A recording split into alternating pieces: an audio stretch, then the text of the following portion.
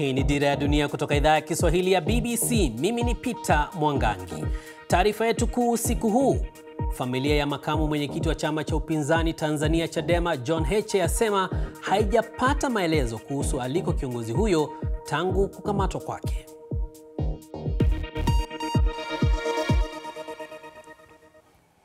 Karibu. Chama cha upinzani nchini Tanzania Chadema kimetoa taarifa kuwa makamu mwenyekiti wa chama hicho John Heche hajafikishwa kwenye kituo chochote cha polisi licha ya kukamatwa na polisi hapo jana akiwa anahudhuria kesi ya uhaini inayomkabili mwenyekiti wa chama hicho Tundu Lissu.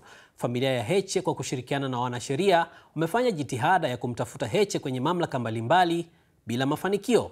Hata hivyo, polisi hawajatoa taarifa yoyote rasmi kuthibitisha kumshikilia Heche. Awali nimezungumza na Edward Heche ambaye ni mdogo wake Heche na alianza kuelezea kilichojiri mpaka sasa. Jana tulipata taarifa kwamba Mheshimiwa John Heche angefikishwa wilayani Tarime ambako ndiko makosa yake yalipo ili aweze kushtakiwa kutokana na hayo makosa. Baada ya jana kuwa amekamatwa na jeshi la polisi Dar es Salaam. Sasa kwa sababu walimkamata asubuhi, tulitegemea kwamba leo kufika majira ya asubuhi pia atakuwa amefika hapa. Kwa mimi by professional ni wakili, niliondoka kwenda kituo cha polisi leo asubuhi sana, kituo cha polisi cha Tarime, ili kuulizia kama Mheshimiwa Heche amefika, kwa maana ya kujua ni kwa nini wanamshikilia, ili tuweze kupata at least formal information, kwa sababu tangu walivyomkamata jana hakuna taarifa yoyote ya msingi kwamba ni kwa nini wanamkamata, yuko wapi, ni makosa gani anatuhumiwa nayo na ni wapi wanamshikilia. Sasa nilivyofika pale kituo cha polisi niliongea na OCCID, akaniambia kwamba wao hawamshikilii Mheshimiwa Heche, hawana taarifa yoyote ya fomo kwamba analetwa wilayani Tarime. Kwa hiyo labda nijaribu kuwasiliana na ofisi ya RPC, yani Regional Police Commander. Nimefika kwenye ofisi ya RPC, nimeulizia pia taarifa hiyo, lakini na wao pia wamereiterate the same position kwamba hawamshikilii Mheshimiwa Heche, hawana taarifa yoyote ya msingi kwamba analetwa hapa. Hiyo ni kinyume na taarifa ambayo ilikuwa imetolewa Dar es Salaam na ZDCO kwa mawakili wa Chadema akiongozwa na Gaston Garubindi ambaye ni mkurugenzi wa sheria wa chama, ambaye jana baada ya kufuatilia aliambiwa kwamba Mheshimiwa Heche amesafirishwa kuja Tarime ambapo ndipo yalipo mashtaka yake.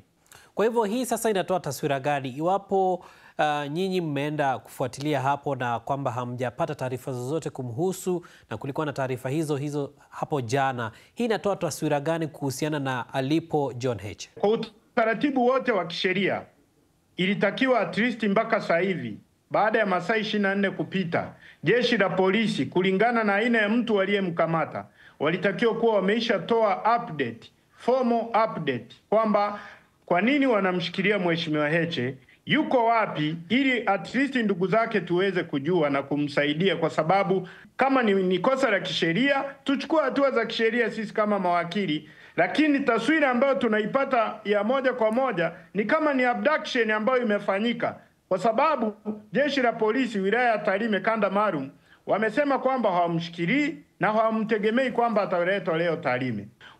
Utaangalia pia hata jana alivyokamatwa kwenye video ambazo zilisambaa mbalimbali, alikamatwa wazi na walikuwa wanaonyesha ni jeshi la polisi waliomkamata. Lakini sasa hivi masaa 38 kabla ya kumkamata, jeshi la polisi halijatoa statement yoyote kwamba huyu mtu yuko wapi, ana kosa gani au anatuhumiwa kwa kosa gani. Halijatoa taarifa, kinyume kabisa na sheria ya kwetu ya mwenendo wa makosa ya jinai. Na kwa hali ilivyo sasa, je, kama familia mnapanga kuchukua hatua gani? Mimi kama wakili tumewasiliana na chama, tunapanga kuchukua hatua zingine pia za kisheria ili kuangalia ni kitu gani. Kuna application ambazo tunatarajiwa kuziweka kuzifaili mahakama kuu ili tuweze kujua kwamba Mheshimiwa Heche yuko wapi na anashikiliwa kwa kosa gani. Sasa wakati hayo yakiendelea, mwenyekiti wa chama cha upinzani Chadema Tundu Lissu ameshinda pingamizi aliloliweka la kupinga upande wa mashtaka kuwasilisha ripoti ya uchunguzi wa picha mjongeo, yaani video clip, kama kielelezo cha ushahidi.